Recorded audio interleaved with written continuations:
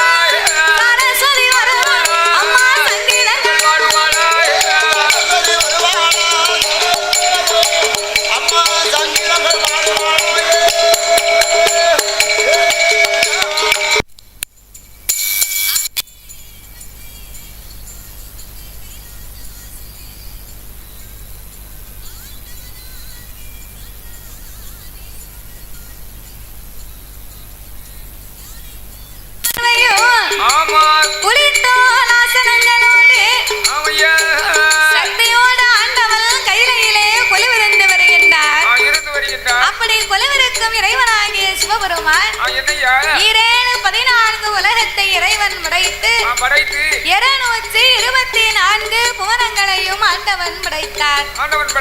7 சப்தா சாரங்களாகப்பட்ட கடல்களை படைத்து கல்லுக்குள் இருக்கும் தேரையும் தாயாரின் கருப்பையுக்குள் வாழும் சிசுவையும் முட்டைக்குள் உருவாகும் குஞ்சியவும் ஆண்டவன் படைத்து ஓர் அறிவு முதல் 6 அறிவு படைத்த நாமலை போன்ற மானிட மனுக்களை படைத்தார். எதற்காக படைத்தார்? மண் உலகிலே ஆண்டவன் மனிதர்களை எல்லாம் ஏன் படைத்தார் தெரியுமா? எதற்காக? நாமல் அனைவர்களுமே இப்பூமியிலே ஒற்றுமையாகவே வாழ வேண்டும் என்று சரி ஆண்டவன் நாமலுக்காகவே இந்த உலகத்தை படைத்தார். இந்த உலகத்துல யார்கிட்ட ஒற்றுமை இருக்கு? ஒற்றுமை என்பது இன்னைக்கு எங்கேயுமே கிடையாது. ஏன் தெரியுமா? எதுக்காக? ஒருவர் வாழ்வதை பார்த்து இன்னொருவர் பொறாமைப்பட்டு கொண்டிருக்கும் காரணத்தாலே இன்னைக்கு எங்கேயும் ஒற்றுமை என்பது நிலவரமா இல்லை. அதனாலே சிவபெருமான் ஒற்றுமையாக வாழத்தான் உலகத்தை படைத்தார். அதிலே சிவன் வடிவத்திலே ஆண்களை படைத்து சிவசக்தி இருக்காளே இந்த மாரியம்மா காளியம்மா இந்த அம்மாவுடைய வடிவத்திலே சபை நிறைய உட்கார்ந்து இருக்காங்க பாருங்க. நாமளை 10 மாதம் சுமந்து பெற்று எடுத்த தாய்மார்களை படைத்து சிவன் வடிவத்திலே ஆண்களையும் சக்தியின் வடிவத்திலே பெண்களையும் படைத்தார். ஆனென்றும் பெண்ணென்றும் ஆண்டவன் அகில உலகத்தை உண்டு பண்ணி நாமளுக்கெல்லாம் 6 அறிவை கொடுத்தார். 9 தத்துவத்தை படைத்தார். மனிதர்களுக்கெல்லாம் ஆண்டவன் 3 ஆசைகளை கொடுத்தார். 3 ஆசைனா மண் ஆசை, பொன்னாசை, பெண்ணாசை.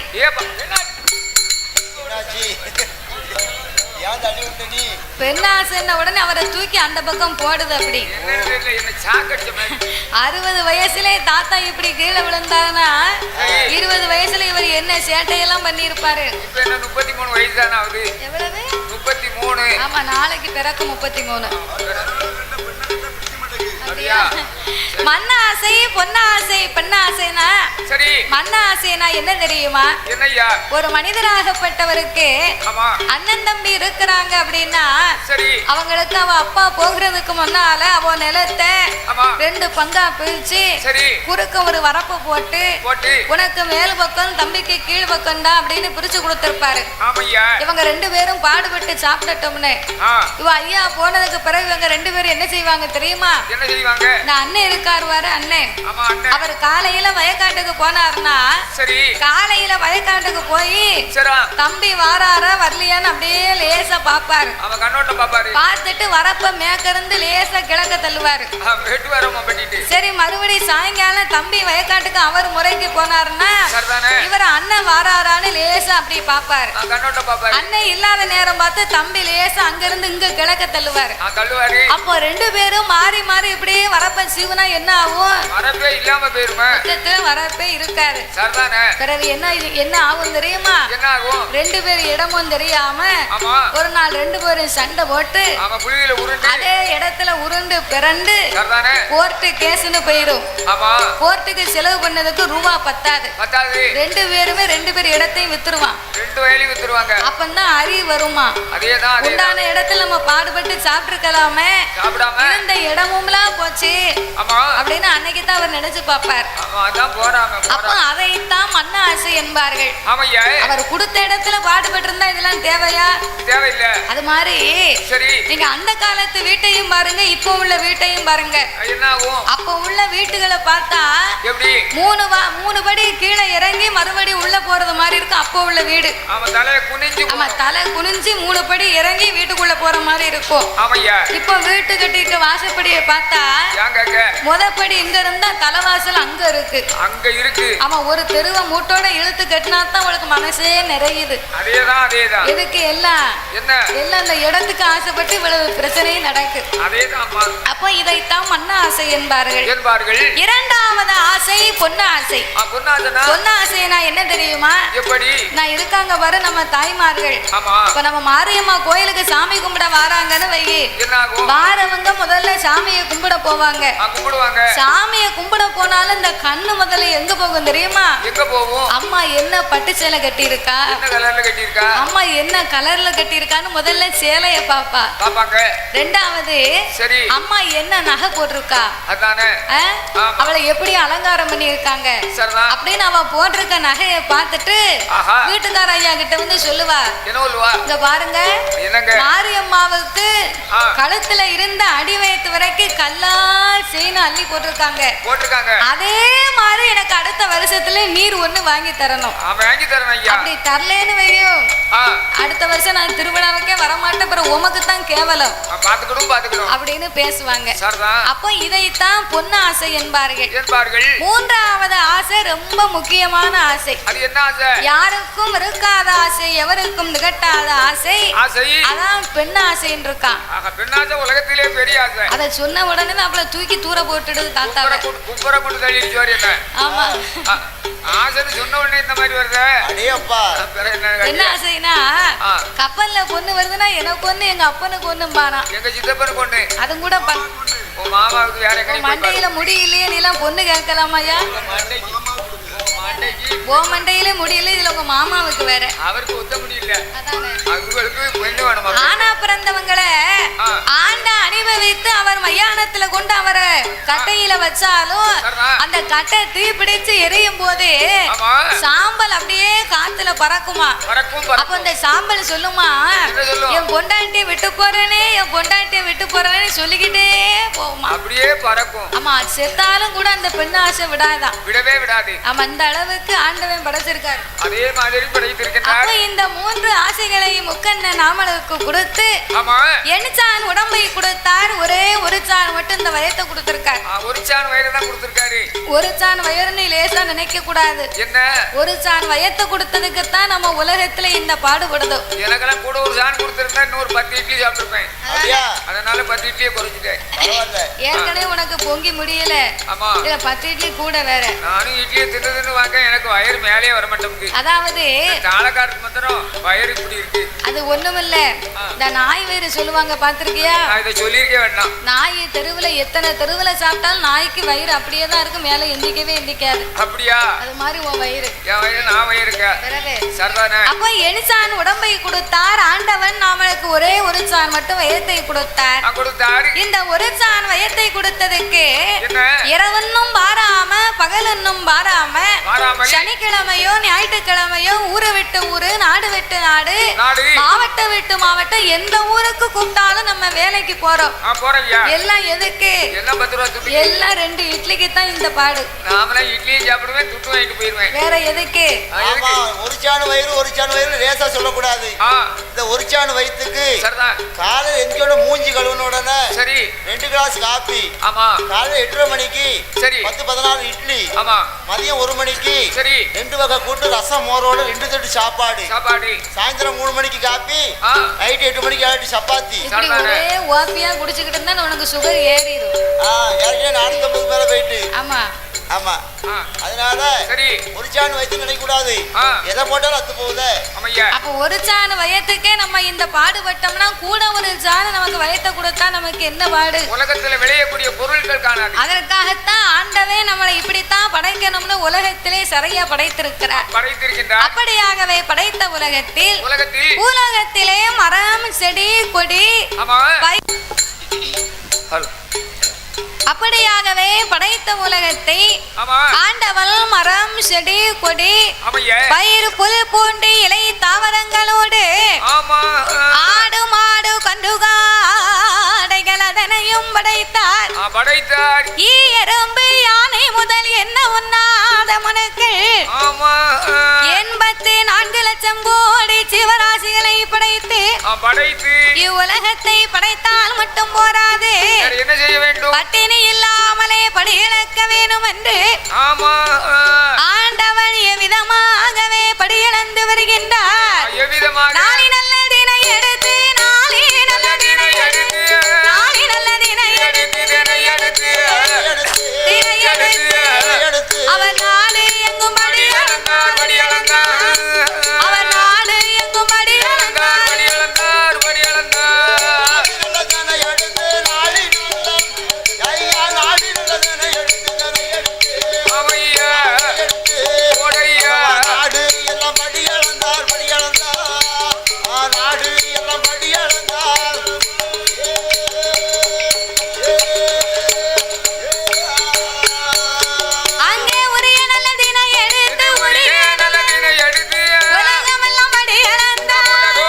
மடி அளந்த மரக்காதினை எடுத்து மாநிலமும் மடி அளந்த ஆளாக்குதினை எடுத்து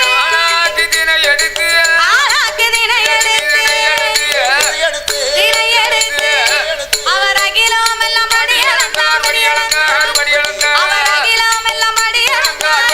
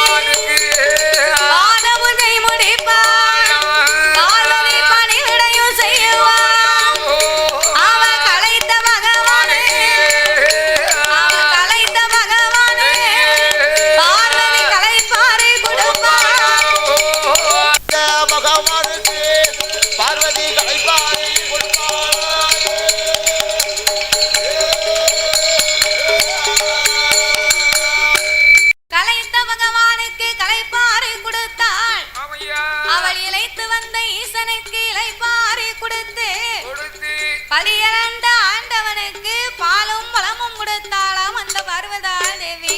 அவெல்லாம் பொண்டாட்டி. ஏன் வீட்டுக்காரம்மா பிடிக்கலையா தாத்தா? என் பொண்டாட்டி இது நல்ல நேரத்தை நினைக்க கூடாது. எதுக்கு பலியிழந்த பகவானுக்கு பார்வதி பாலும் பழமும் கொடுத்திருக்கா. புருஷன் எப்போ வருவாரு? புருஷன் பசி ஆத்தனமே அப்படின்னு.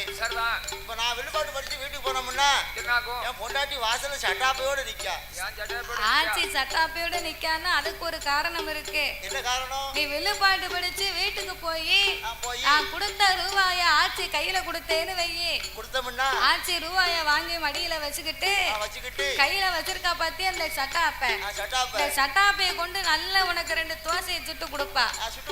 ரூபாய கொடுத்தேனா ரூபாய கொடுக்காம ஊதாரித்தனமா ஏதாவது செலவு பண்ணிட்டு போன அப்படின்னா அதே சட்டாப்பைய திருப்பி அடுப்புல காய வச்சு ஆச்சி செவிட்லே நல்ல 2 பூசையை கொடுப்பா. எங்க வீட்டுல அப்படிதான் நடக்கு. அதுக்குத்தான் இந்த சட்டாப்பை. அவ வாசல்ல நிக்கிறத பார்த்த உடனே நீ கொடுத்த ரூபாய் கொண்டு மொத்தமா அவ கையில கொடுத்துருவேன். சரிதானே? ரூபாய் கையில வாங்கின உடனே என்ன செய்வா? லேசா பல்ல காட்டுவா. பல்ல காட்டுவாளா? அவ சுவாத்த பொங்கி வச்சா நீ திங்கும் போது உன் பல்லுக்கு எப்படி இருக்கு? சாப்பிடும் போது நல்ல சுவையாத்தான் இருக்கு. அவளுக்கு அப்படித்தான் இருக்கும். பெண்ணா பிறந்தவங்கள குறை சொல்லக்கூடாது. ஆனா பிறந்தவங்க 10 ரூபாய்க்கு பாடுபட்டு கொடுத்தா தானையா அந்த அம்மா ஒரு முளவுத்தலாவது வாங்கி உங்களுக்கு துவையல் அரைச்சு வைப்பா. ஒரு ரசத்தை வச்சு வைப்பா. ஆமா, நீ வாட்டுக்கு வேலையை பார்த்து நீ வாட்டு குடிச்சுக்கிட்டு படுத்தேன்னா அந்த அம்மா என்ன செய்வா? அதை விட்டு நம்ம 500 ரூபாய்க்கு குழைச்சோம்னா 1000 ரூபாய்க்கு கடை வாங்கி குடிச்சிட்டு போனோம்னா வீட்டுல அந்த பொண்ணா பிறந்த என்ன செய்வா? அந்த பிள்ளை குட்டி என்ன செய்யும்? மண்ணள்ளியா திங்கும். அவ ஏன் மண்ணள்ளி திங்க? உன் தட்டுல தீர மண்ணும் தெருப்புழுதையும் அள்ளி வைப்பா. எனக்கு தான் தட்டு அள்ளி வைப்பா, நமக்கு தான் அள்ளி வைப்பா. சரி, அவளுக்கு இல்ல. அதனால பார்வதா தேவி பார் உலகமெல்லாம் படியிழந்து வந்த பகவானுக்கு பாத பூஜை முடித்தால் அவள் பணிவிடைகளை செய்தார்.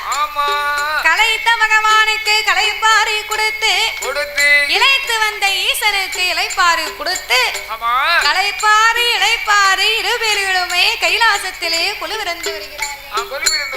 அப்பந்தான் பார்வதா தேவி சிவபெருமானை அழைத்து ஆண்டவா பரம்பொருளே, அன்றாடமும் நீங்க அகில உலகம் எல்லாம் அமுதளந்து கைலாசத்துக்கு வாருங்க. அப்படி வரும்போது இந்த உலகத்தில் உள்ள மக்கள் எல்லோரும் யாரை வணங்கி வருகிறார்கள்? பார்வதி, இதுல என்ன உனக்கு சந்தேகம் வந்து விட்டது? நான் தான் உலகத்தை படைத்தேன், பாதுகாத்தேன், 10 பொருளுக்கும் அர்த்தமாக இருந்து வருகிறேன். அம்மா, 10 பொருளுக்கும் அர்த்தம் என்றா என்ன தெரியுமா? ஒன்று ஒன்றாண்டி சிவ உடைய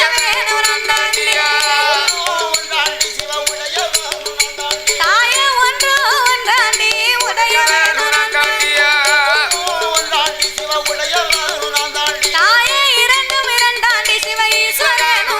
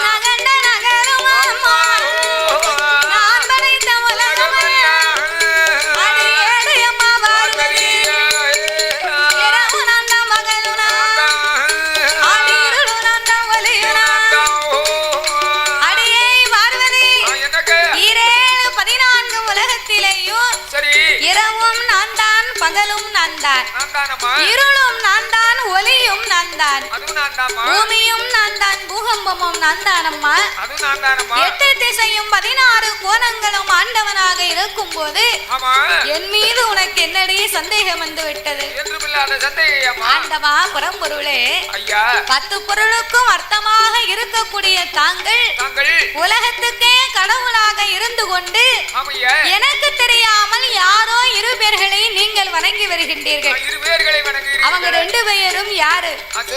ஏன் அவர்களை போய் நீங்கள் வணங்க வேண்டும்?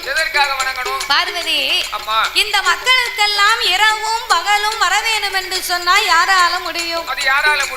காலையிலே தோன்றும் கதிரவன், மாலையிலே தோன்றும் சந்திரன். சந்திரனும் சூரியனும் இல்லை என்றால் சகல உலகத்துக்கு ஒளி கிடைக்குமா? ஒருபோதும் கிடைக்காது. அதுக்குத்தான் ஆண்டவன் என் வலது கண்ணை சூரியனாகவும் என் இடது கண்ணை சந்திரனாகவும் நான் வணங்கி வருகிறேன் அப்படின்னு உடனே அப்பந்தான் பார்வதி பார்த்தா, அது எப்படி இந்த ஆண்டவன் 2 கண்களும் சந்திரன் சூரியனாக இருக்க முடியும்? ஒருவேளை இந்த ஆண்டவனுடைய கண்ணை மறைச்சாதான் இந்த உலகம் எப்படி இருக்கும்? ஒருவேளை இந்த ஆண்டவனுடைய கண்ணை மறைத்தா இந்த உலகம் என்ன ஆகும் அப்படின்னு பார்வதிக்கு பகவான் மேல ரொம்ப சந்தேகம். சரி, இந்த ஆண்டவனுடைய கண்ணை மறைத்து உலகம் என்ன ஆகுதுன்னு இன்னைக்கு பரிசோதனை பண்ணி பாப்போமே. அப்படி என்று அந்த ஆதிபராசக்தி அம்பிகை அங்கையர் கண்ணி அகிலாண்ட கோடி பிரமாண்ட நாயகி அவள் என்ன செய்கிறாள் தெரியுமா? ஆதிசக்தி பார்வதி, ஆதிசக்தி பார்வதி அவனுக்கு தெரியாமல் ஓடி வந்து இருகரத்தை எடுப்பாளா, இருகரத்தை எடுப்பாள் பார்வதி சங்கண்ண இருகரத்தை எடுப்பாளா.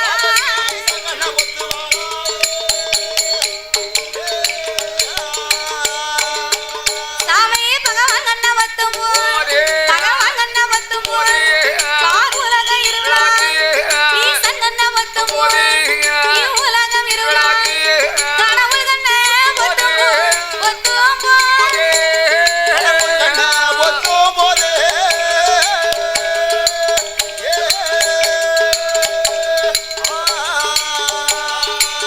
அந்த கலி உலகம்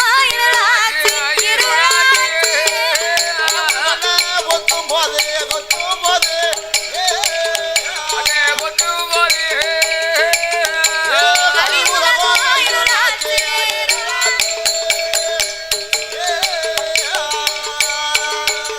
அப்போ இரேழு உலகமே இருளாயிருக்குதே, பாரேழு உலகமே பாலடைந்திருக்குதே. ஆண்டவள் திருக்கண்களை ஆதிபராசக்தியானவள் மறைத்த போது அகில உலகம் எங்கு பார்த்தாலும் ஒரே இருமயமாகவே இருக்கு. அம்மா சிலுக்க சிலுக்க வராளா, எமாரி அம்மா சிங்கரட ஏறி வராளா, அம்மா சிலுக்க சிலுக்க வராளா, எமாரி அம்மா சிரிச்சுக்கிட்டே ஆடி வராளா.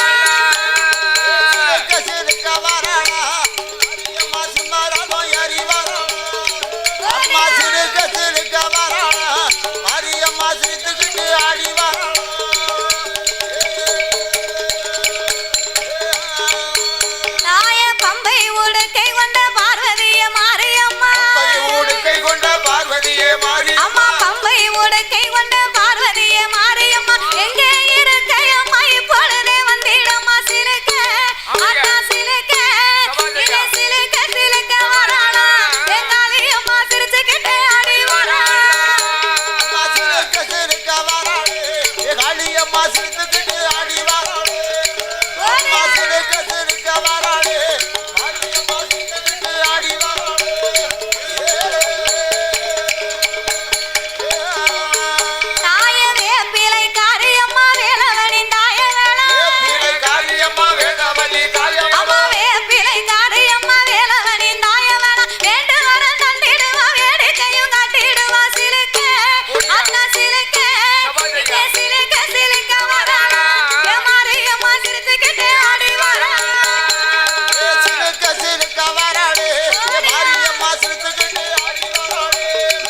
அம்மா சிறுக்க சிறுக்க வராளே மாரியம்மா சிறுத்துக்கிட்டு ஆடி வராளே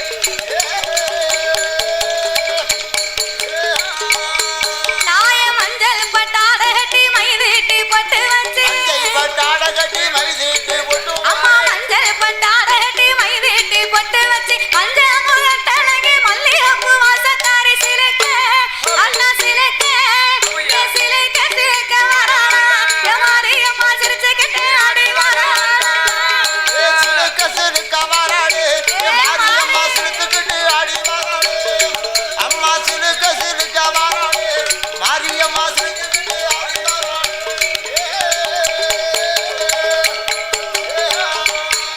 தாய கேப்ப நல்ல கூல காய்ச்சி வேப்பிலைய போட்டு வச்சோம் கூடு காட்சி வேப்பிலைய போட்டு அம்மா கேப்ப நல்ல கூழ காய்ச்சி வேப்பிலைய போட்டு வச்சோம் வெள்ளை மனம் உள்ளவள அள்ளி தின்ன வந்திடுமா சிலுக்க அண்ணா சிலுக்க இங்க சிலுக்க சிலுக்க வராளா மாரியம்மா சிங்கரதோ ஏறி வராளா சிலுக்க சிலுக்க வராளே மாரியம்மா சிங்கரதோ ஏறி வராளே அம்மா சிலுக்க சிலுக்க வராளே மாரியம்மா சிங்கரதோ ஏறி வராளே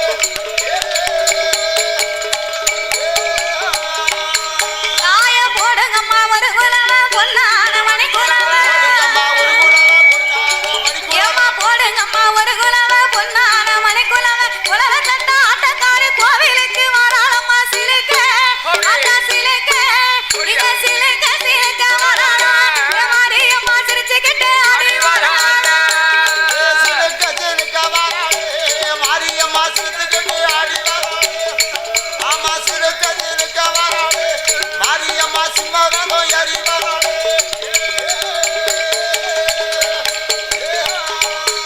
தாயே உன் வாசல் குலவ சத்த வாசவரை முட்டு மாடி உன் வாசல் குலவ சத்த வானவரை முட்டு மாடி ஓடுங்கம்மா ஒரு குலவ பொன்னான மணி குலவ சிலுக்க அண்ணா சிலுக்க சிலுக்க சிலுக்க வராளா மாரியம்மா சிரிச்சுக்கிட்டே ஆடி வராளா அம்மா சிலுக்க சிலுக்க வராளே மாரியம்மா சிலுத்துக்கிட்டு ஆடி வராளே அம்மா சிலுக்க சிலுக்க வராளே மாரியம்மா சிலுத்துக்கிட்டு ஆடி வராளே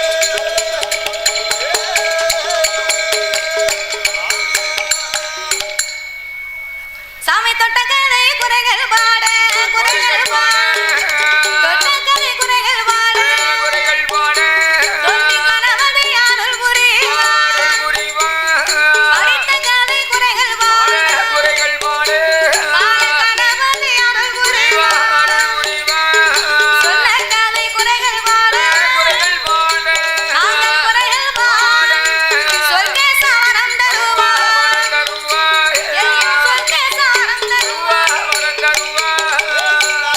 குறைகள் பாட நாங்க குறைகள் எங்களுக்கு சொக்கே சாவரம் தருவா ஆமையா சொக்கே சாவரம் தருவா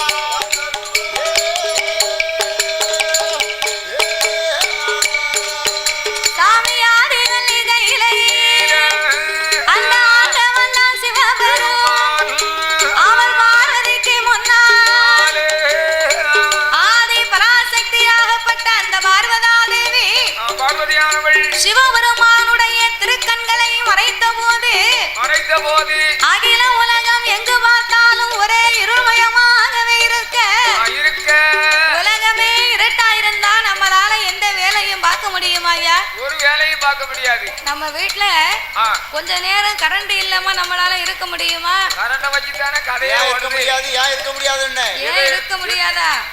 இப்ப உள்ள நேரத்துல எந்த பொருளை உபயோகப்படுத்தணும்னாலும் கரண்ட் இருந்தா தான் உபயோகப்படுத்தலாம். எப்படி கரண்ட் வேணும்? இது கரண்ட் வேணும். இப்ப தாய்மார்கள் காலையில எந்திரிச்ச உடனே இந்த பிள்ளைகளை பூரா பள்ளிக்கூடத்துக்கு அனுப்பி வைக்கிறோம் பாத்தியா? ஆமா.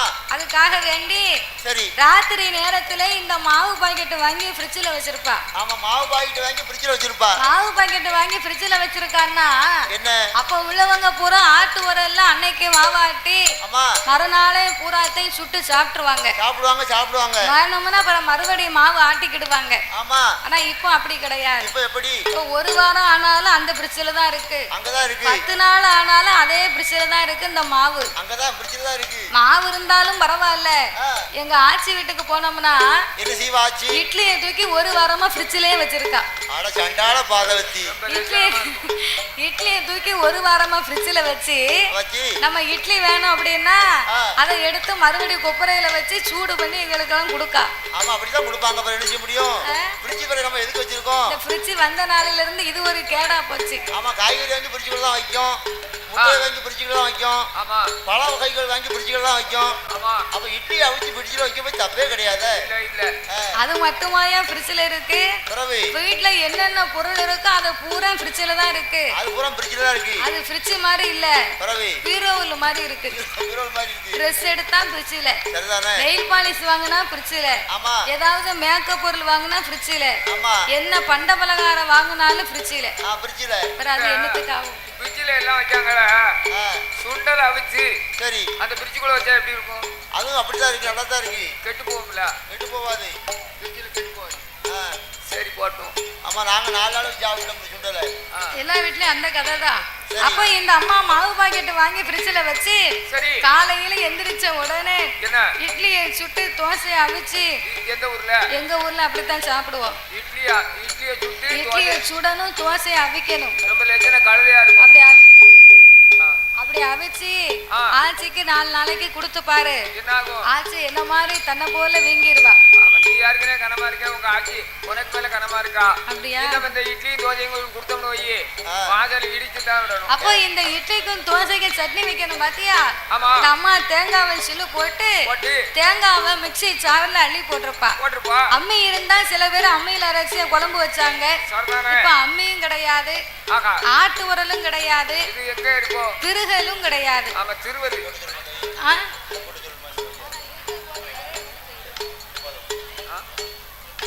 ஆமா அப்ப உள்ள நேரத்துல அம்மி இருந்ததுனால எந்த குழம்பா இருந்தாலும் அம்மியிலே அரைச்சு வச்சாங்க. இப்போ எந்த வீட்லயுமே அம்மி கிடையாது. வீட்டுக்கு வீடு இந்த அம்மி தான் இருக்கா பாத்துக்கோ. அம்மிய பூரா தூக்கி பின்னால கொல்லப்புறத்துல போட்டிருக்காங்க. அம்மியில அடிச்சாதான் அழுக்கு போகுமா, அதுக்காக துணி துவைக்க வச்சிருக்கா. ஆமா அப்ப இந்த அம்மி இல்ல பாத்தியா? இந்த அம்மா தேங்காவை சிலு போட்டு மிக்ஸி ஜார்ல அள்ளி போட்டு சுவிட்ச போடணும்னு அப்பந்தான் போய் கையை வப்பா பாத்துக்கோ. அப்பம் பார்க்க படக்கன கரண்ட் போயிடும். அந்த அம்மாவுக்கு வரும்பாரு கோபம். பேதியில போவான் கரண்ட். பாக்க இப்படி லயனை உருவிட்டானே, எப்போ நான் அந்த பிள்ளைகளை அனுப்பி வைப்பேன் அப்படின்னு உயர்மேன ஏசுவாங்க பேசுவாங்க.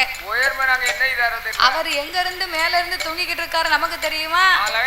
கோபத்துல இந்த அம்மா இப்படி எல்லாம் கண்டமானிக்கு பேசுவா. அப்ப கொஞ்ச நேரம் கரண்ட் இல்லனாலே நம்மளால ஒண்ணுமே செய்ய முடியாத. உலகமே இருட்டா இருந்தா நம்மளால என்ன செய்ய முடியும்? அதனாலதான் ஆண்டவனாகிய சிவபெருமான் இந்த பார்வதிக்கு நமக்கு இருக்கக்கூடிய இந்த 2 கண்ணு தானே இவளுக்கு தெரியும். சிவபெருமானுக்கு 3வது கண் நெற்றிக்கண் இருப்பது இதுவரைக்கும் தெரியாது. அதனாலே உச்சிக்கண்ணை திறந்து நாமல் ஒளி கொடுக்க வேணும் என்று ஆண்டவன் தான் சிவபெருமான். ஆண்டவன் தான் சிவபெருமான் பார்வதிக்கு தெரியும். உச்சிக்கண்ணை திறப்பாரா, உச்சிக்கண்ணை திறப்பாரா, சாமி உலகில் ஒளி கொடுப்பாரா.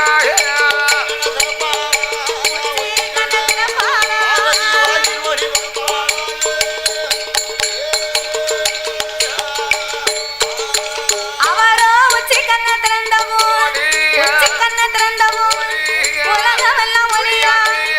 ஆண்டவன் தான் உலகமே அருள்மயமாயிருக்குதே. கண்ணை திறக்க உச்சி கண்ணிலே இருந்த அக்கினி பொறிகள் பறந்து ஆங்கார ஓங்கார ரூபங்களை கொண்டு காலை அம்சத்திலே வீர சுரூபத்தோடு ஒரு அழகான பெண் வந்து பிறந்தாள். ஆண்டவன பெண்ணை வரவழைத்து தாயே ஆட வேண்டாம் ஆடவே, ஆட வேண்டாம் ஆடவே, ஆடாடி போடவே.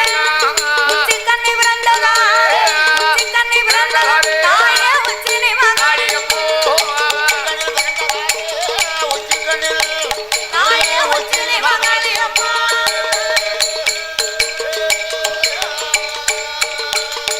உச்சி கண்ணிலே நீ காளியம்சமாகவே பிறந்ததனால அம்மா சக்தி உச்சினி மாகாளி அம்மா உன் பெயர் அம்மா என்று வரம் கொடுத்த அம்மாளை வடக்கு வாசல் கோட்டையிலே அமர வைத்தார். அவதான் உச்சினி மாகாளி அம்மா. அப்படி வரம் கொடுத்து வடக்கு வாசல் கோட்டையிலே அமர வைக்க பார்வதி ஒரு ஓரமான இதை வேடிக்கை பார்த்தா ஐயோ இந்த ஆண்டவனுடைய மகிமை தெரியாமலா நம்ம பரிசோதனை செய்து பார்த்து விட்டோம். சிவனுக்கு இருக்கக்கூடிய 2 கண்களைத்தானே நம்ம பார்த்தோம். மூணாவது நெற்றிக்கண் இருப்பதை இதுவரைக்கும் நம்ம தெரியாம விட்டுட்டோமே. எங்க ஆண்டவன் கோபம் கொண்டு நமக்கு சாபத்தை கொடுத்தாலும் கொடுத்து விடுவாரா? இந்த ஆண்டவனுக்கு முன்னாலே அச்சம் கொண்டு பட்டு பயந்து பார்வதி சிவன் முன்னால அங்கமெல்லாம் வியர்த்து ஆவி தனலாய் நிக்கா.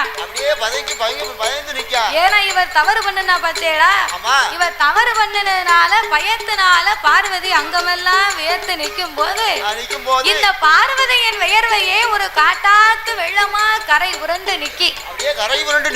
இன்னைக்கும் சில பேர் தவறு பண்ணிட்டாங்கன்னா தன்னை அறியாமலே சிலுன்னு வியர்த்துரும். ஏன் அப்படின்னா நம்ம தவறு பண்ணிருக்கோம் நமக்கு தெரியும். அவங்க கண்டுபிடிச்சாலும் கண்டுபிடிக்கலைனாலும் நம்மளே உளறிடுவோம். அதான் கள்ள மனசு குத்தம்னு சொல்லுவாங்க. அப்படியா? அத மாதிரி இந்த பார்வதி நம்ம தானே இவரை பரிசோதனை பண்ணி பார்த்துட்டோம் அப்படின்னு இவ வியர்த்து விறுவிறுத்து நின்னா பார்த்தேடா. இந்த பார்வதியின் வியர்வை எல்லாம் ஒன்றாக சேர்ந்து கைலாசத்துல அதுவே ஒரு வெள்ளமா புரண்டு நிக்கி. சிவன் பார்த்தார், இவள் வியர்வையோ ஒரு உப்பு தண்ணி, இது உலகம் போனா உலக மக்களுக்கு உயிர் சேதமாகும் என்று தன் 1008 சடாமுடியிலே ஒரு முடியை உழைத்து அதையே அந்த பார்வதியின் அங்கமெல்லாம் துவைட்டு ஆண்டவன் மறுபடியும் ஒரு கொண்டை கட்டாகவே கட்டினார். அப்பவும் இந்த வேர்வை துளி நிக்கவில்லை. அதிலே இருந்து ஓர் 10 சொட்டு வியர்வை பூமியிலே கலக்க அதனையே 10 கடலாகவே படைக்க வேணுமே என்று 10 கடலாக்கி ஆண்டவன் பக்குவமாக பேர்நாமத்தை கொடுத்தார். சாமி ஓங்கோ சம்பாதீவே கப்பாதீவே ஓங்க சம்பாதீவே கப்பாதீவே ஒன்னாங்கடல் ஒக்கடலா ஆதி இரண்டாங்கடல் கருங்கடலா மூணாங்கடல் மோர்கடலா நாலாங்கடல் நல்லதன்றே ஆனா இந்தங்கடல் அலைகடலா ஆறாங்கடல் ஆழக்கடல் ஏழாங்கடல் எண்ணெய் கடல் எட்டாங்கடல் திட்டு கடல் அங்கே 9ஆம் கடல் அதுவோ பெரிய ஓவிய பெருங்கடலா அது 10ஆம் கடல் பார்க்கடலா ஏயா பார்க்கடல் பாங்குடனே அமைந்திருக்கு அது பாங்குடனே அமைந்திருக்கு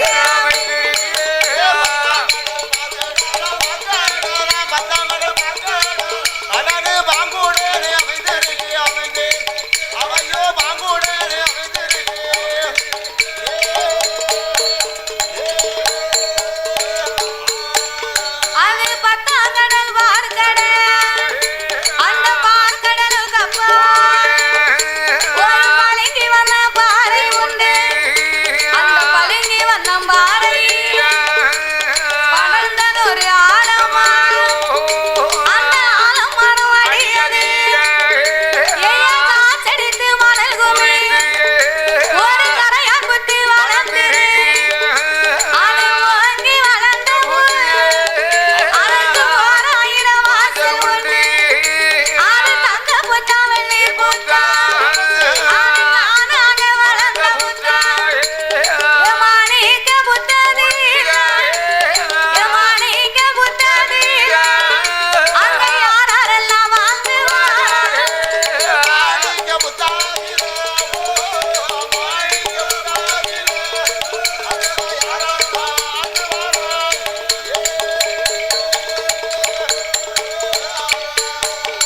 பத்தாங்கடல் பார்க்கடல் அந்த பார்க்கடலுக்கு அப்பாலே பளிங்கு வண்ணம் பாறையிலே ஒரு அழகான பெரிய படர்ந்த ஆலமரம்.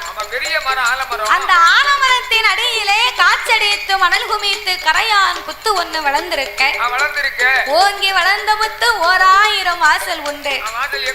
தங்க புத்து வெள்ளி புத்து தானாக வளர்ந்த அந்த மாணிக்க புத்துக்கு எங்க பார்த்தாலும் வாசல்னா அந்த புத்து வந்து எந்த பக்கம் வேணாலும் வரலாம், எந்த பக்கம் வேணாலும் போகலாம். ஆமா, நம்மளால முடியாது. நாகம் தான் எப்படி வேணாலும் வரும், எப்படி வேணாலும் போகும். அப்பேற்பட்ட அந்த மாணிக்க புத்துக்குள்ளே சென்னாகம் கருநாகம் கண்ணாடி விரிசுகள் எல்லா நாகத்திற்கும் ராஜா ராணியாக அந்த நாகலோக பட்டணத்தை யார் ஆண்டு வருகிறார்கள்? சாமி நாகலோக பட்டணத்தில் நாகலோக பட்டணத்தில் நாகராஜ நாகக்கண்ணி அவர மன்னவனும் தேவியும் மனமகிழ்ந்து வாழ்ந்து வாழும் தேவியும் நம்மோடு வாழ்ந்து அவர் எல்லைக்கு என்னை போல இனப்பிரியா தோழர் போல பூவும் மனமும் போல பொருத்தமுடன் வாழ்ந்து ஒருவர் சொல்லை ஒருவர் கேட்டு அங்கே ஒருவர் கேட்டு ஒற்றுமையா வாழ்ந்து வாரா அவர் ஒற்றுமையா வாழ்ந்து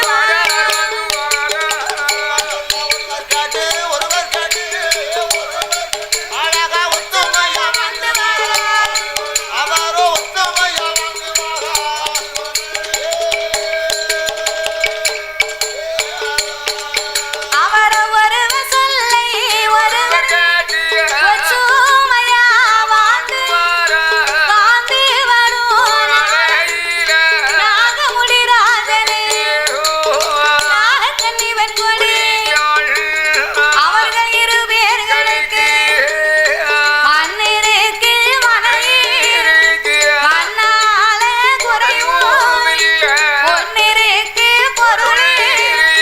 பொருளாலே குறைவும் ஆடிருக்கு மாடு மாடு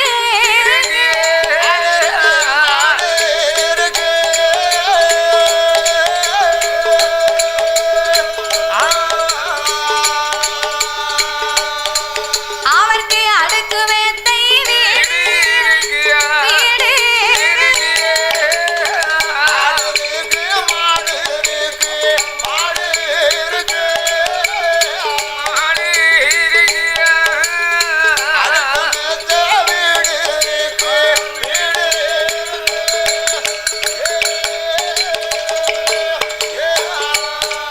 அவருக்கு ஏழரையா கோபுரம் எதிரே ஒரே மண்டபம் சூழலையா அங்கே நம்ம சுத்தி கட்டு மாளிகையா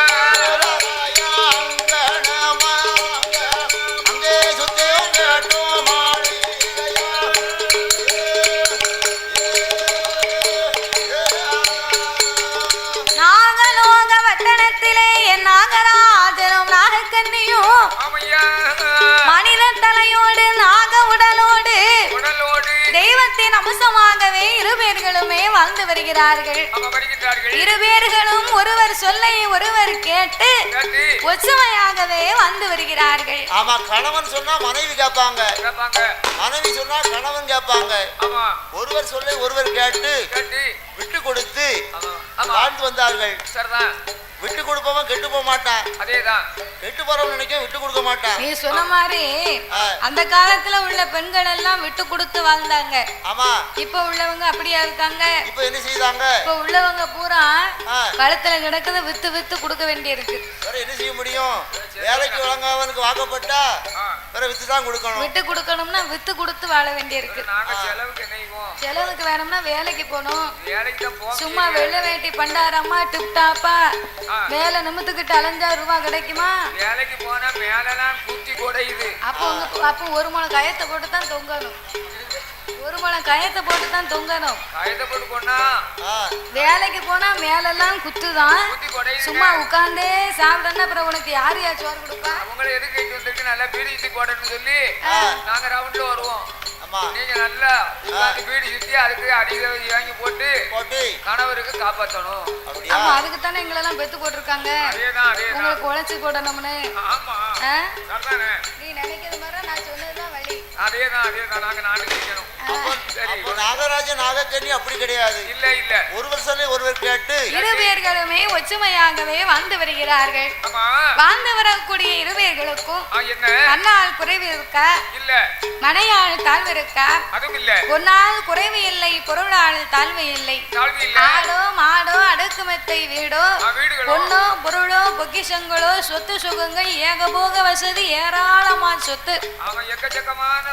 அதாவது ஒரு மனிதனுடைய வாழ்க்கையிலே செல்வங்கள் 16 என்று சொல்லுவார்கள். அந்த 16 செல்வத்திலேயுமே வாய் திறந்து பேசக்கூடிய செல்வம் ஒரே ஒரு செல்வம் தானா.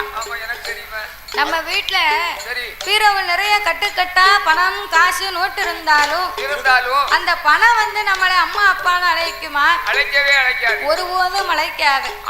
நம்ம பேர்ல ஏக்கர் கணக்குல நிலம் வாங்கி வச்சிருக்கோம், அந்த நிலம் நம்மளை அம்மா அப்பான்னு அழைக்குமா? அழைக்கவே அழைக்காது. கழுத்து நிறைய போட்டிருக்கமே இந்த தங்கம், இது நம்மளை அம்மா அப்பா என்று அழைக்குமா?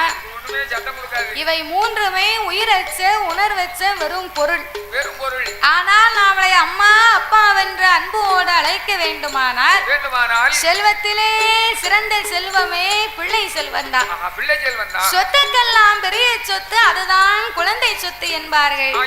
35 வருஷத்துக்கு முன்னாடி எனக்கு கல்யாணம் முடிஞ்சது. கல்யாண மேடையில இருந்து நானும் என் வீட்டுக்காரியும் இறங்கி பாட்டி நின்னுகிட்டு இருந்தாங்க. எங்க பாட்டி கால நானும் என் பொண்டாட்டி விழுந்து கும்பிட்டோம். அவன் என் பாட்டி சொன்னா, பேராண்டி நீ 16 பெற்று பெருவாழ்வு வாழணும் அப்படின்னா. சரி பாட்டி சொல்லிட்டாள் அப்படின்னு இப்ப நாங்க 16 பிள்ளைய பத்தி சீரழிஞ்சிட்டு கிடக்கும். என்ன அந்த பாட்டி சொன்னது விவரம் வேற, நீ செஞ்ச விவரம். கொஞ்சமாவது உனக்கு அறிவு இருக்காயா? என்ன அறிவு இல்ல? 16 செல்வம் அப்படின்னா ஒரு மனிதனுடைய வாழ்க்கையில் இருக்கக்கூடிய கல்வி, செல்வம், வீரம், நல்ல மனைவி, நல்ல வீடு, நல்ல பிள்ளைகள், நோயற்ற வாழ்வு, இதைத்தான் தனம் தானியம்னு சொல்லக்கூடிய இந்த 16 செல்வம். அதுல ஒரு செல்வம் தான் பிள்ளை செல்வம். நீ படிச்ச பிள்ளை, உனக்கு என்ன தெரியும்? நீ 16 பிள்ளை ஆக்கி வச்சா அதுக்கு நாங்க என்ன செய்யலாம்? படிப்பறிவு இல்லாதவன் பாட்டி சொல்லிட்டாள் அப்படின்னு நானும் என் வீட்டுக்காரையும் சேர்ந்து 16 பிள்ளைய பத்து இப்ப வரவு செலவு பார்க்க முடியாம சீரழிஞ்சு கிடக்கும். அப்போ எங்க மேல ஓ மேலதான் தப்பு. அவன் இப்ப ஒரு பிள்ளைக்கு கல்யாணம் வச்சிருக்கேன், 5 லட்சம் ரூபாய் தேவைப்படுது. ஆமா, அப்ப இங்கதான் பத்திரிக்கை வைக்கணும். கொடுத்துருவோமா? பூரா பேரு மொய் வச்சுட்டு போயிருவாங்க. பிறகு உனக்கு 5 லட்சம் பிரிஞ்சிடும். அப்போ அந்த 16 வகை செல்வத்துல வாய் திறந்து பேசக்கூடிய செல்வம் பிள்ளை செல்வம். 16 செல்வத்திலேயுமே அம்மா அப்பா வென்ற அன்போடு அழைக்கும் செல்வம் அதுதான் குழந்தை செல்வம் என்பார்கள். அப்பேற்பட்ட பிள்ளை செல்வம் இல்லாமல் நாகராஜனை அழைத்த நாகக்கண்ணி எங்கனவா ராஜவன்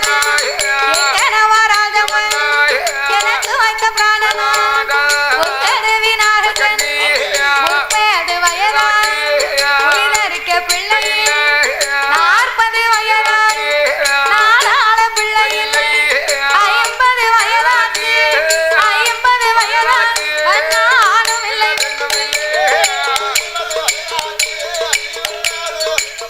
ஒரு ஆணும் இல்லை என்னவில்லை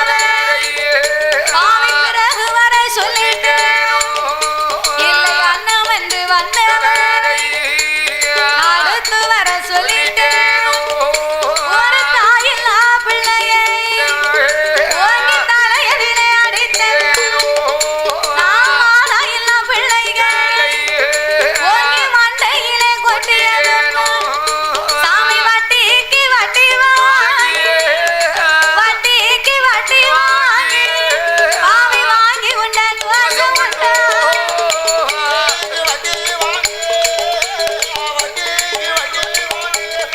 பாவி வாங்கி உண்ட தோசை உண்டா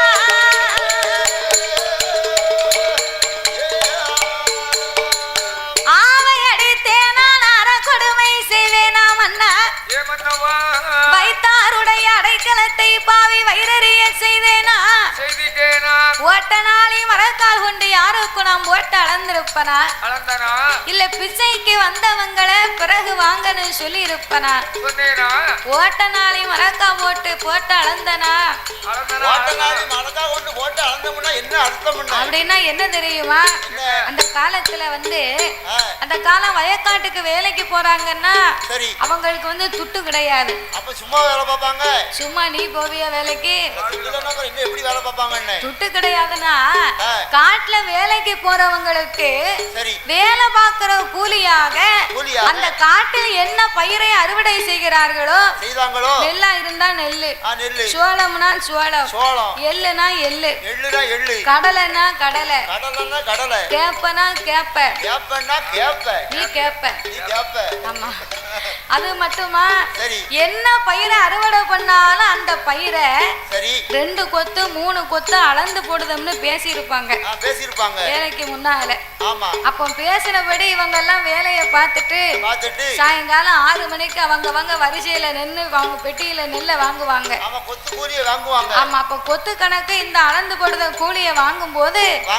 நெல்லை களத்துல கொண்டு வந்து போட்டிருப்பாங்க பாத்தியா அவ பெட்டியில வாங்குனா இந்த வீட்டுக்கார ஐயா எனிவார் தெரியுமா 2 கொத்து பேசியிருந்தா இவர் 2 கொத்து அளந்து போடுவார் வீட்டுக்காரி அங்க இருந்து வருவா இவ நல்ல பிள்ளைன்னு பேர் வாங்கணுமா அதுக்கு ஏயா அவ காலையில இருந்து இன்னமுன்னு வந்து வேலை பார்த்திருக்காளே சின்ன மரக்கா வச்சு அளந்து போட்டா எப்படி காணும் வீட்டுக்குள்ள பெரிய மரக்கா வச்சிருக்க அதை தூக்கிட்டு வரோம் அப்படின்ன உடனே இவர் நம்ம பொண்டாட்டிக்கு தாராள தரும மனசு போலுக்கு அப்படின்னு இந்த மரக்காவை தூக்கி தூர போட்டுட்டு வீட்டுக்குள்ள இருக்க ஒரு பெரிய மரக்கா அதை தூக்கிட்டு வந்து நெல் அப்படியே கோதுவாரு நெல்ல கோதி பெட்டியில தட்டணும்னு போவாரு பாதி நெல் கிளோடி ஒளிவீரும் அந்த நாளையில தூர்ல ஓட்ட இருக்கும் இது இந்த அம்மாவுக்கு மட்டும்தான் தெரியும் இந்த ஐயாவுக்கு தெரியாது இவா நினைப்பா ஏன் தெரியுமா இந்த நெல்லு இப்படி முத்து மணியா விளைஞ்சிருக்கு கொஞ்சமும் கை கூசாமலாம் அடுத்தவளுக்கு இவன் அள்ளி போட்டுக்கிட்டு இருக்கான் வேலை பார்த்த கூலியை கொடுக்கறதுக்கு வலிச்சு போய் இவன் இப்படி சொல்லியிருப்பா அப்ப இது ஒரு பாவம் தானே வேலை பார்த்தவர்களுக்கு சரியான கூலியை கொடுக்க வேண்டும் அதைத்தான் இந்த நாகக்கண்ணி சொன்னா நான் ஓட்ட நாளை மரக்கா கொண்டு யாருக்கும் ஓட்ட அளந்தனா பட்டற நெல்லுல நான் பதரையும் கலந்து கொடுத்தனா அப்படின்னா அப்பந்தான் இந்த நாகராஜன் சொன்னார் அடியே நாகக்கண்ணி பிள்ளை இல்ல நீ கவலைப்படாத இறைவன் அவனுக்கு எப்போது கொடுக்கணும்னு நியமித்திருக்கிறாரோ அப்போது நமக்கு கிடைக்கும் அப்படின்னு மனைவிக்கு ஆறுதலையை சொல்ல நாகக்கண்ணியானவள் மனக்கவலை தாங்க முடியாமல் கணவனை அழைத்து சொல்லுகிறார் கண்ணை நல்ல பொழியுமா கண்ணை நல்ல பொழியுமா கவிரோடு ஆழம் கண்ணிலையும் காயாமல் கவிரோடு என்ன கவிரோடு என்ன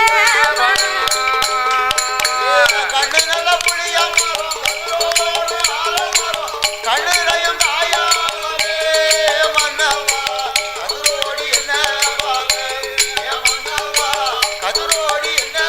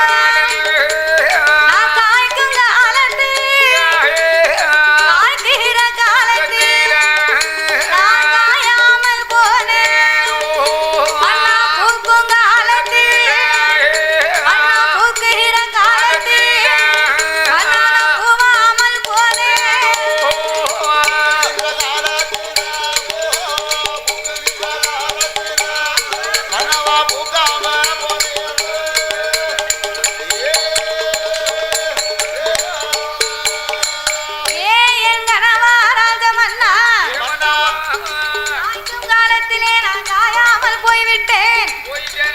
பூக்கும் காலத்திலே நான் பூவாமல் போய்விட்டேனே மன்னவா. பட்டத்தோடு மழை பொழியணும், பருவத்தோடு விதை விதைக்கணும். பட்டம் தவறி நான் யாருக்கு நஷ்டம்? பட்டம் தவறி போனா பனங்கிழங்கு கூட நாரா போகுமா?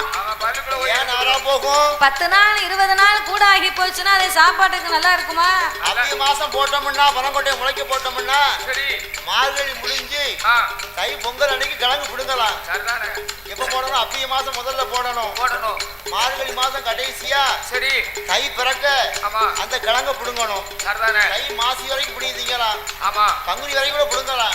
சரி அதுக்கு மேல ஆயிட்டா வீரி முளைச்சிரும், குறுக்கு வச்சிரும். அதனால பட்டம் தவறினா பனங்கிழங்கும் நாருன்னு சொல்லுவாங்கள மன்னா. இந்த வயசுல குழந்தை இல்லையே, இனிமே எனக்கு எந்த வயசுல பிள்ளை இருக்க போகுது? அப்படி என்று அந்த நாகராஜனை அழைத்த நாகக்கன்னியானவள் மன்னவா எல்லையில ஒரு மரம், அது எல்லையில ஒரு மரம், எனக்கு ஏழைக்கா காய்க்குமா?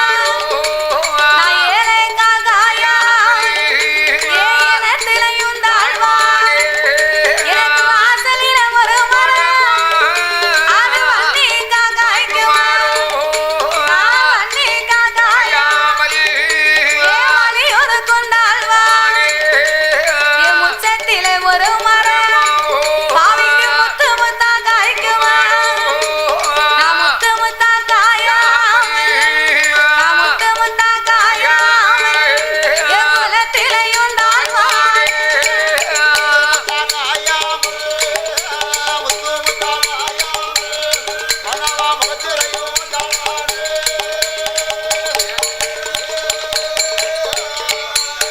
மன்னா உங்க தேவி நாகக்கன்னி, உங்க தேவி நாகக்கன்னி, கொல்லையிலே ஒரு மரம், குலகுலையா காய்க்குமா? குலகுலையா காயாமல் காயாமல் குலத்திலேயும் தாழ்வான்.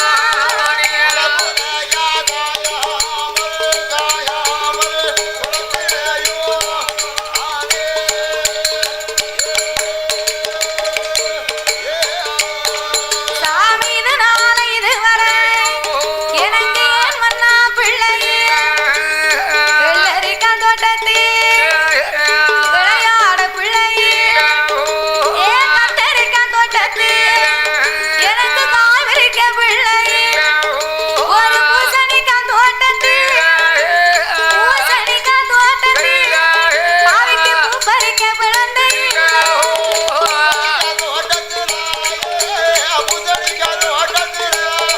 மன்னா பூ பறிக்க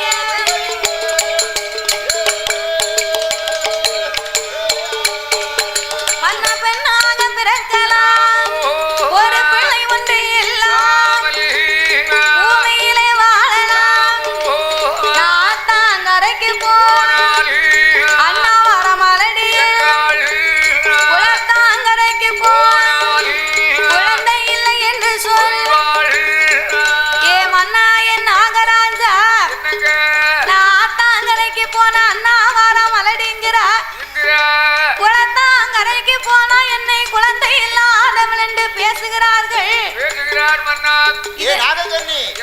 ஒரு காட்டு ஆம்பளை காட்டுக்கு போயிட்டு வீட்டுக்கு வர முடியுதா? வந்தவன பிள்ளை இல்ல குழந்தை இல்ல பிள்ளை இல்ல குழந்தை இல்லைன்னு மனசுல நிம்மதியா இருக்க முடியுதா? இருக்க விட மாட்டேங்க. என்ன பிறந்தோ சொல்லி அழுவுத, குழந்தை இல்ல குழந்தை இல்லைன்னு கட்டிய கனவை என்கிட்ட. நான் ஆனா பிறந்த ஆம்பளை நான் எங்க போய் சொல்லி அழட்டும்? எங்க போய் சொல்வது? சொல்லி அழ முடியுமா? முடியாது. நான் உன்கிட்ட அழுத நீ என்கிட்ட அழு.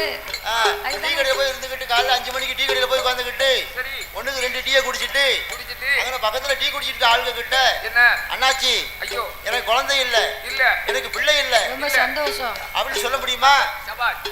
அப்படி சொன்னா என்ன செய்வான்? என்ன காரி மூஞ்சில துப்பிடுவான். காரி துப்புவான். அது ஒரு பக்கம் இருந்தாலும் 4 பேரு 4 விதமா பேசுவாங்க பாத்துக்கோ. 4 விதமா எப்படி பேசுவான்? ஒருவன் சொல்லுவான். என்ன சொல்லுவான்? இல்ல என்ன உனக்கு கல்யாணம் முடிஞ்சு எத்தனை வருஷம் ஆகுது? கல்யாணம் முடிஞ்சு 12 வருஷம் ஆகுது. கொஞ்சமாவது உனக்கு அறிவு இருக்கால? என்னடி இப்படி பேச? இல்ல 10 வருஷமா உனக்கு பிள்ளை இல்லாம இருக்கியே. இருக்க. மூத்தவளை டைவர்ஸ் பண்ணுடா. டைவர்ஸ் பண்ணலாமோ? அவ தங்கச்சி இருக்கா பத்தி அவன் குழந்தையா? அவ சூப்பரா இருக்கா. அவளை கல்யாணம் பண்ணிக்கிட்டு வாடே. அப்படி சொல்லுப்பா தம்பி.